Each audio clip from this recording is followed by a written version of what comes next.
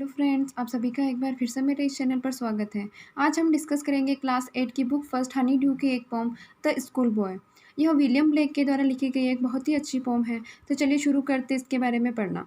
The school boy in the pome is not a happy child. इस poem में जो school boy है वह एक खुश बच्चा नहीं है, यानी हैप्पी चाइल्ड नहीं है। What makes him unhappy. ऐसी क्या चीज़ है जो उसे अनहैप्पी बना रही है, या किस वजह से वो अनहैप्पी है। Why does he compare himself to a bird that lives in a cage और a plant that withers when it should blossom. और वो अपने आप को एक ऐसे बर्ड से क्यों कंपेयर कर रहा है जो कि एक केज में बंद है, पिंजड़े में बंद है, और एक ऐसे प्लांट से भी क्यों कंपेयर कर रहा है जो कि उसके ब्लॉसम होने का, खिलने का समय है लेकिन वो खिल नहीं रहा है। तो वह बच्चा अपने आप को इन चीज़ों से क्यों कंपेयर करता है, वह हम इस पोम में पढ़ेंगे। I love to rise in a summer moon. मुझे बहुत ही अच्छा लगता है गर्मियों की मॉर्निंग में उठना। When the bird sings on every tree. जब पंछी जो है वह हर पेड़ पर बैठ करके और गाना गाते हैं। The distant huntsman winds his horn. और कहीं दूर जो हंट्समैन है वह अपना हॉर्न बजा रहा होता है।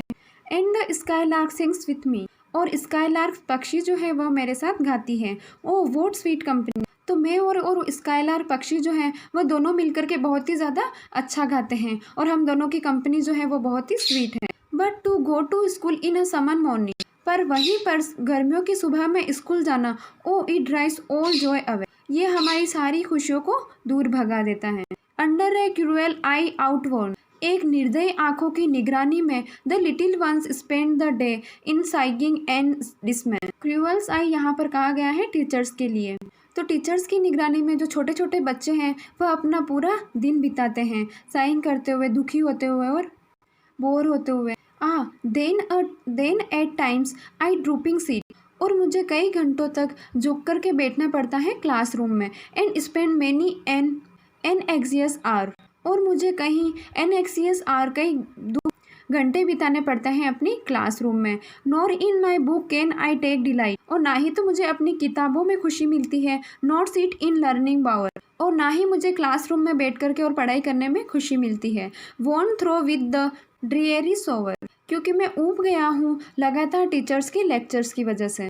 How can the birds that is born for joy sit in a cage and sing. तो आगे वह कहता है कि कैसे एक पक्षी जो कि खुश रहने के लिए पैदा हुई है और वह एक पिंजरे में बैठ करके और गाना गाती है। तो यहाँ पर वो बच्चा कहता है कि जो पक्षी है वह आज़ाद रहने के लिए पैदा हुए हैं, लेकिन फिर भी वो कैसे एक पिंजरे में बंद रह करके भी गाना गाते हैं। How can a child when fears and. और इसी तरह से जो एक बच्चा है जब वह डरा हुआ रहेगा, but droops his tender wings, तो वह अपने नाजुक से जो पंख हैं उन पंखों को वो ड्रूप कर देगा, तोड़ देगा। And forget his youthful spring. और वो अपने बचपन के दिनों को और अपने जो स्प्रिंग का जो समय है उसको भूल जाएगा। और वो बच्चा आने वाले समय में कभी भी खुश नहीं रह पाएगा अगर वो डरा हुआ रहेगा और एनोड रहेगा। तो O father and mother if birds are nipped. O father and mother, अगर हमारी नए नए बर्ड्स जो है, फूल और पत्तियां जो है, इनको अगर तोड़ लिया जाए, एंड ब्लॉसम ब्लॉन अवे, और उनकी खुशियों को अगर छीन लिया जाए, and if the tender plants are stripped, और अगर इन नाजुक पौधों को दूर रखा जाएगा, of their joys in the springing day. और वो उन नाजुक पौधों को, प्लांट्स को दूर रखा जाएगा कब, जब उनको खिलना चाहिए, स्प्रिंगिंग डे में। By sorrow and cares dismay, और उस समय उनको दुख दिया जाएगा और उनके साथ बहुत ज़्यादा रोक टोक की जाएगी और उनकी देखभाल की जाएगी। How shall the summer arise in a joy. तो फिर कैसे गर्मियों की जो सुबह होगी वहाँ खुशनुमा होगी, और द समर फ्रूट्स अपीयर, और कैसे वो पौधे जो हैं वह गर्मियों में फल ले पाएंगे। तो यहाँ पर ये कहा गया है कि अगर बच्चों के बचपन को ही छीन लिया जाए तो वो आगे चल करके कैसे खिलेंगे, वो बिल्कुल ही वेस्ट हो जाएंगे अगर उनको स्टार्टिंग की खुशियाँ नहीं दे पाए हम।